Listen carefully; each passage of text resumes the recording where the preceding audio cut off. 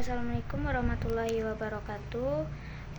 Perkenalkan, nama saya Anissa Fitria dengan NIM 23031005 dari sesi 0161. Baiklah, pada video kali ini saya akan mempresentasikan kembali mengenai video yang telah disajikan tentang materi administrasi pendidikan. Baiklah, masuk pada poin yang pertama, itu pengertian administrasi pendidikan. Administrasi peserta didik adalah proses pengurusan serta layanan dalam hal-hal yang berkaitan dengan murid di suatu sekolah, mulai dari perencanaan penerimaan murid baru, pembinaan selama murid berada di sekolah, sampai dengan murid menamatkan pendidikannya di sekolah tersebut. Administrasi peserta didik dilaksanakan melalui upaya menciptakan suasana yang kondusif untuk terjadinya proses belajar yang efektif. Tugas kepala sekolah dan para guru adalah memberikan layanan dengan memperlihatkan apa yang dibutuhkan, dirasakan dan diciptakan murid dalam batas kewenangan, keinginan serta peraturan dan Administrasi peserta didik dilaksanakan melalui upaya menciptakan suasana yang kondusif untuk terjadinya proses belajar yang efektif. Tugas kepala sekolah dan para guru adalah memberikan layanan dengan memperlihatkan apa yang dibutuhkan, dirasakan, dan diciptakan murid dalam batas kewenangan, keinginan serta peraturan dan kebutuhan pada sekolah yang berlaku. Administrasi peserta didik merupakan kegiatan penataan murid dari proses penerimaan hingga murid tamat dari sekolah atau keluar karena pindah sekolah atau sebab lain. Administrasi peserta didik dilaksanakan melalui upaya menciptakan suasana yang kondusif agar terwujudnya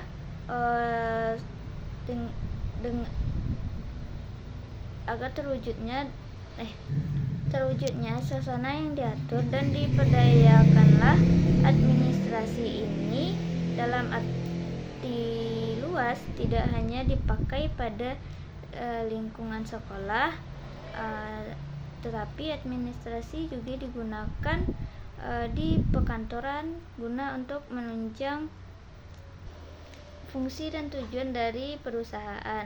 Administrasi peserta didik sangat penting dilakukan guna mengatur dan memahami bagaimana peserta didik dapat dikontrol dan diajarkan agar dapat mengatur dokumen peserta didik itu sendiri, dari mulai peserta didik akan tetap digunakan untuk mempermudah akses dari data peserta didik itu sendiri selama bersekolah di satuan pendidikan.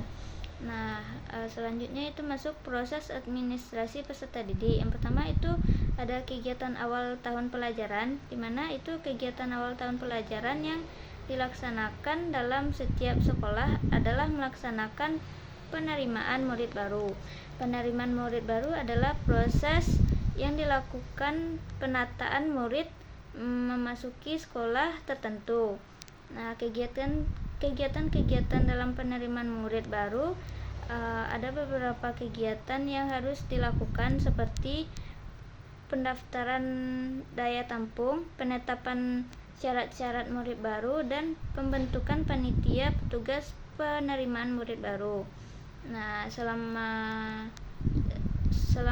tahun pelajaran itu ada kegiatan langkah lebih lanjut diterima di sekolah.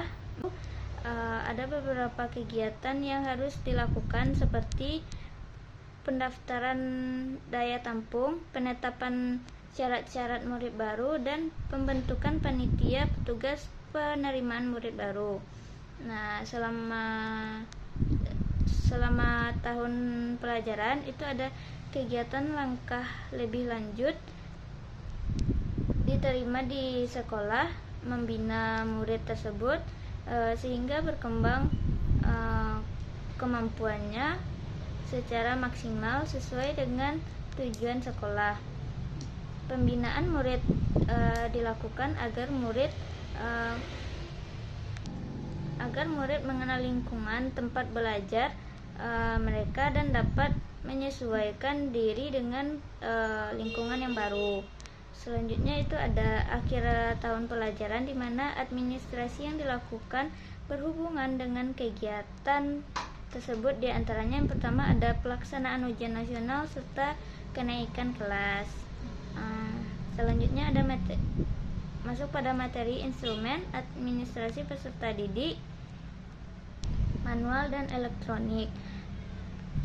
Catatan tentang data siswa di sekolah dibedakan menjadi dua jenis, yaitu yang pertama ada catatan data siswa untuk sekolah yang meliputi buku induk, buku belajar, catatan data tata tertib sekolah, yaitu kumpulan semua peraturan bersifat baik itu bersifat umum dan khusus, ada yang dari pemerintah dan ada yang produk sekolah itu sendiri. Selanjutnya itu yang kedua ada catatan siswa untuk masing-masing, yaitu buku kelas, merupakan cuplikan dari buku induk, buku prestasi kelas dan lain-lainnya. Nah, adapun instrumen yang dimaksud antara lain itu pertama ada buku induk. Buku induk ini merupakan buku pokok karena di dalamnya memuat semua informasi yang dianggap lengkap mengenai keadaan siswa. Selanjutnya itu ada buku klopper, di mana buku ini berfungsi untuk membantu buku induk memusat data murid yang penting. Selanjutnya itu ada buku atau daftar keadaan siswa, di mana buku ini menggambarkan keadaan atau jumlah keseluruhan siswa di siswa sekolah. Selanjutnya itu ada daftar hadir siswa, di mana daftar hadir siswa ini dibuat untuk mengendalikan keaktifan siswa dalam mengikuti pendidikan. Terus ada penyimpanan buku berkas siswa, di mana berkas yang bersifat lepas serta diarsipkan dengan baik oleh sekolah, misalnya STTB, akte kedinasan, dan lain-lain. Selanjutnya itu ada peran guru dalam administrasi peserta didik. Yang pertama itu guru dapat dilibatkan dalam penerimaan murid baru dengan menunjukkan mereka sebagai panitia penerimaan yang dapat dilibatkan dalam tugas-tugas teknik, mulai dari pencatatan, penerimaan, sampai dengan pelaporan pelaksanaan tugas. Selanjutnya itu ada peranan yang besar dalam masa orientasi, dipegang oleh guru kelas 1. Di samping kepala sekolah, tugas guru adalah membuat murid dapat lebih cepat beradaptasi dengan lingkungan sekolahnya. Selanjutnya itu untuk pengaturan kehadiran murid di kelas, guru pun mempunyai adil. Yang selanjutnya itu peran guru yang terakhir, itu guru juga harus bisa dalam menciptakan suasana yang disiplin sekolah atau di kelas yang baik, karena sekolah menciptakan masa pembentukan disiplin yang sangat menentukan untuk masa selanjutnya. Nah, jadi kesimpulan dari materi ini itu proses administrasi peserta didik ada 3, itu ada kegiatan awal tahun pelajaran, terus yang kedua ada selama tahun pelajaran dan akhir tahun pelajaran.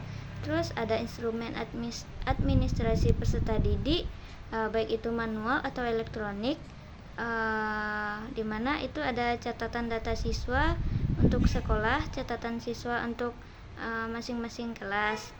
Terus ada peran guru dalam administrasi peserta didik. Nah, sekian penjelasan yang dapat saya sampaikan.